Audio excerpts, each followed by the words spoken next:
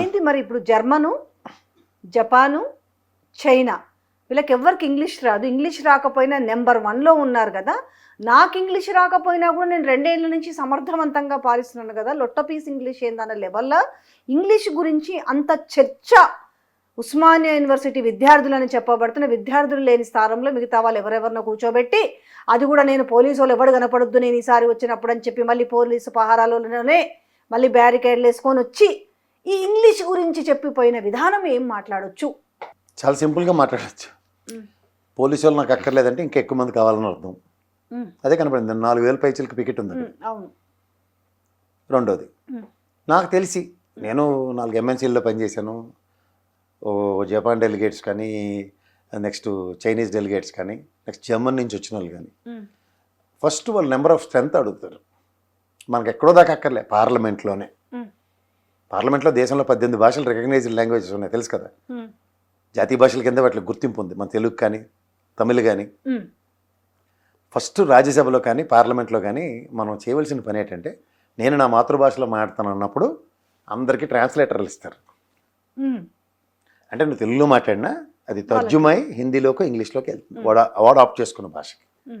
అట్లా China, Japan వీళ్ళందరూ success నెరోషన్స్ ఏంటంటే, ఇంక్లూడింగ్ జర్మనీ కానీ, the opt with the translators. అంటే ఏంటి, మీకు ట్రాన్స్లేటర్ ఇచ్చి చెవిలో పెడతారు. వాడు జపనీస్ భాషలో మాట్లాడినా మీకు హిందీలోనో తెలుగులోనో ఇంగ్లీష్లోనో అర్థం అవుతుంది.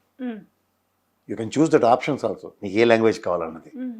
దానికి ఇంగ్లీష్ రాక్కర్లేదు అంటే నీ దగ్గర సామర్థ్యం ఉండాలి. కానీ రేవంత్ రెడ్డి గారి సామర్థ్యం ఏంటంటే, ఏ మొగుడు లేనప్పుడు అక్క మొగుడే దిక్కు అన్నది ఇక్కడ కాంగ్రెస్ కొన్న పరిస్థితి. ఎందుకంటే కోమటిరెడ్డి గారు ఎన్ని తెప్పలు పడినా, టీవీ9, నైన్ టీవీలోనూ ఎన్ని కదంబ కార్యక్రమాలు రక్తి కట్టించినా సోనియా గాంధీ గారి ఆచ్ఛేదనం మీకు కోమటిరెడ్డి బ్రదర్స్ ఇద్దరికీ లేదు. ఇంకోటి వరకు 10 మంది గ్రూప్ కట్టే సామర్థ్యం లేదు. సో అంచేత రేవంత్ రెడ్డి గారు తప్ప ఇంకో దిక్కులేని పరిస్థితి కాంగ్రెస్కు ఉంది. అలాంటప్పుడు మీరు అంటే నేనే అని, నేనంటే నేనే సినిమా మాకు చూపించక్కర్లేదు.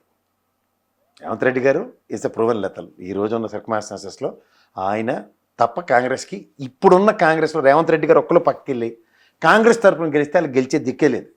రెడ్డి సామాజిక వర్గ పునరేకీకరణ, తెలంగాణలో, దక్షిణ తెలంగాణలో బీఆర్ఎస్ పార్టీకి నాయకులుగా చలమని వాళ్ళు రాత్రి దుప్పటి మూసుకేసుకుని కాంగ్రెస్లో జాయిన్ అయిన కారణంగా నాయకత్వ లోపంతో బీఆర్ఎస్ పార్టీ ఓటమి చవిచూస్తుంది. సో ఇక్కడ మీకు రాకపోయిన ఇంగ్లీష్ అన్న దగ్గర అంజయ్ గారు లాంటి మనిషినే చూసే ముఖ్యమంత్రిగా చూసిన రాష్ట్రం ఇది.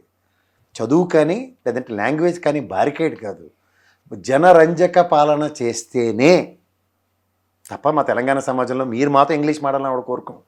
ఎందుకు అంటున్నది? ఆ చర్చ కూడా అవసరమేముంది? ఎవరు అడిగిండ్రు ఇప్పుడు ఆయనని?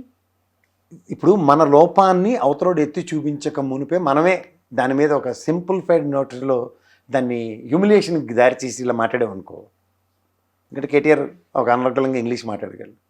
సో ఆయనతో కన్నా ఇప్పుడు దానికి పోలిక దేనితోను మాజీ ముఖ్యమంత్రి అయిన కేసీఆర్ గారితో రేవంత్ రెడ్డి గారు పోల్చుకుంటే సబు సందర్భం అనుకుంటాను నేను. కానీ ఎంతసేపు వీళ్ళు చూపించి కేటీఆర్ గారితో పోల్చుకుంటే అంటే నా స్టేచర్ కూడా ఇంతేనేమో, నేను అనవసరంగా అక్కడ పోల్చుకోవద్దు అనేసి. అంటే వర్కింగ్ ప్రెసిడెంట్గా స్టార్ట్ అయిన మీ కాంగ్రెస్ ప్రస్థానంలో పీసీసీ అధ్యక్షుడు అయిన విషయం మర్చిపోయి, ముఖ్యమంత్రి అయిన విషయం మర్చిపోయి, నేను ఇంకా వర్కింగ్ ప్రెసిడెంట్ అని ఇక్కడ ఉన్న వర్కింగ్ ప్రెసిడెంట్ అని అర్థం చేసుకుంటానంటే, నీకు ఇంగ్లీష్ వచ్చు నాకు రాదు కానీ నేను ముఖ్యమంత్రి అని ఇలాంటి ఎలివేషన్లోనే గాబరపడుతుంటే మనం ఏంటి చేస్తాం దానికి? కానీ ఆ మాట నిన్న వెళ్ళింది ఉస్మానియా యూనివర్సిటీ, ఒక విశ్వవిద్యాలయానికి వెళ్ళిండ్రు. అంటే ఆడికి వెళ్ళేసి అంటే ఈ ఇంగ్లీష్ గురించి అనే చర్చ, అంటే అమెరికా ఇంగ్లీష్ ఓడదే కానీ ఇంగ్లీషు బాగా మాట్లాడతారు కానీ చైనా దగ్గర మోకరిల్లు ఉంది అనే మాట కూడా ఇక్కడ భాష కాదు కదా అని అంటున్నా నేను. ఇంపార్టెంట్ అనేది దాని గురించి చర్చ నాకైతే అంత పెద్దగా ఇంపార్టెంట్ థింగ్ అని అనిపించాలి, అన్నెసెసరీ థింగ్ అనిపించింది. ఇప్పుడు మీరు వెళ్ళిన పర్పస్ ఏంటంటే, గత ముఖ్యమంత్రులు ఎవరే ఉస్మానియా క్యాంపస్కి వెళ్ళలేపారు, నేను వెళ్ళానని ఇంకొక ఎలివేషన్కి వెళ్ళారు. వెళ్ళి ఏడ్ చేశారు అక్కడ. హాస్టల్ క్యాంపస్లో మీరు చెప్పిన 1000 కోట్లు ఏమైనా అక్కడ గ్రౌండ్ అయిపోయాయి? జీవోకే పరిమితం అయింది కదా. ఏమైనా డబ్బులు ఇచ్చారా అక్కడ? క్యాంపస్లో ఏమైనా కొత్త బిల్డింగ్లు ఏమైనా రిబ్బన్ కటింగ్కి వెళ్ళారా? మొన్న పునాదరాయికి వెళ్ళారు రూపాయలు, మళ్ళీ నేను వెళ్ళారు. ఇంగ్లీష్ భాష ఔన్నత్యమైన ఇంగ్లీష్ భాషా దినోత్సవాలు జరుగుతున్నాయి క్యాంపస్లో. నేను దేనికి వెళ్ళినట్టు? పహారా పెట్టుకుంటే ఏ ముఖ్యమంత్రి అని వెళ్తాడు? పహారా లేకుండా అసలు క్యాంపస్కి మీకు వెళ్ళిన పర్పస్ ఏంటి? 1000 కోట్లు ఇవ్వడానికి ఇచ్చారా? జీవో రిలీజ్ చేశారు. జీవో రిలీజ్ చేస్తే డబ్బులు వచ్చినట్ట. ఓకే, జీవో ప్రకారం డబ్బులు వస్తున్నాయి, వచ్చాయి, ఎప్పటికి అది కార్యాచరణ అవుతుంది? మీ 3 years టర్మే చెప్పలేదు, కదా. అది చెప్పలేదు. మరి దానికి విజనరీ డాక్యుమెంట్ అని 2047 రెడీ చేశారు కదా మాకు, బృహత్తర ప్రణాళిక. అలా ఈ 1000 కోట్లకి ఒక కార్యాచరణ ఈ సంవత్సర పాలనో లేకపోతే 10 రోజులు, నెలల్లో, 3 నెలల్లో మాకు మాస్టర్ ప్లాన్ ఇవ్వాలి కదా. అదే కదా నేను అంటుంది.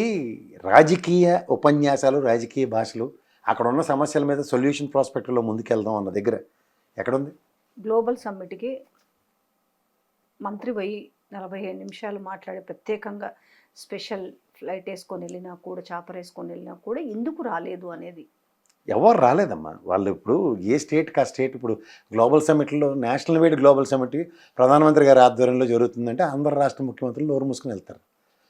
It is a competitive world కదా. ఇద్దరు కొంచెము ఆ అవినాభావ సంబంధాలు కూడా ఉన్నాయి కదా, అందుకని. నాకు తెలిసి కాంట్రాక్ట్ గారిని పంపించిన, మీరు రావద్దు సార్ అని చెప్పడానికే పంపించుంటారు. ఇన్విటేషన్ ఇస్తున్నాం కానీ మీరు రావద్దని. మరోడి చాయ్ లా నా అంటాడు. చూసావు ఎప్పుడన్నా? అలాగే మీరు ఇన్విటేషన్ ఇచ్చి వద్దన్నట్టుగానే ఉండాలి.